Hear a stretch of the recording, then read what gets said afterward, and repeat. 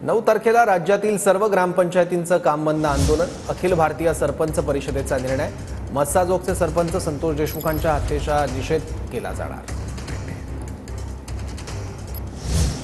संतोष देशमुखांच्या कुटुंबाला त्रास झाला तर धनंजय मुंडेंना रस्त्यावर फिरू देणार नाही असा इशारा देशमुख कुटुंबाला मिळालेल्या धमकीच्या पार्श्वभूमीवर जरांगेंनी धनंजय मुंडेंना दिला आहे। तर जरांगेंसारख्या माणसांचा मुख्यमंत्र्यांनी बंदोबस्त करावा अशी मागणी ओबीसी नेते लक्ष्मण हाकेंनी केली।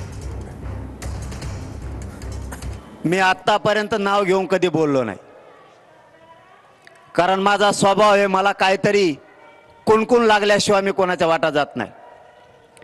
पण यापुढे आमचे संतोष भैया तर आता गेलेतच, पण यापुढे जर त्यांचे कुटुंबीय आणि धनंजय भाऊ देशमुख आणि त्यांच्या कुटुंबियाला जर धक्का लागला तर धनंजय मुंडेला रस्त्याने सुद्धा फिरून देणार नाही।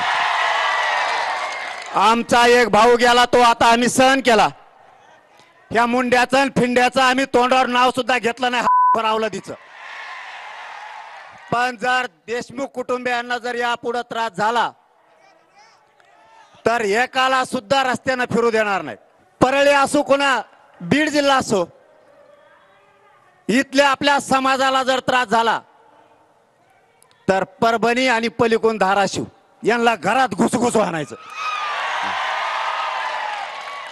हा काळ 200-250 वर्षापूर्वीचा नाही आणि मला वाटतंय अशी चेतावणीखोर वक्तव्य जर जरांगे करत असतील तर या महाराष्ट्राच्या मुख्यमंत्र्यांना, गृहमंत्र्यांना माझी विनंती आहे की अशा माणसांचा तात्काळ बंदोबस्त करावा, नाहीतर जातीय तेढ निर्माण होईल, सामाजिक सुरक्षा धोक्यात येईल आणि दोन समाजामध्ये तेढ निर्माण होऊन या महाराष्ट्रामध्ये अराजक निर्माण होईल।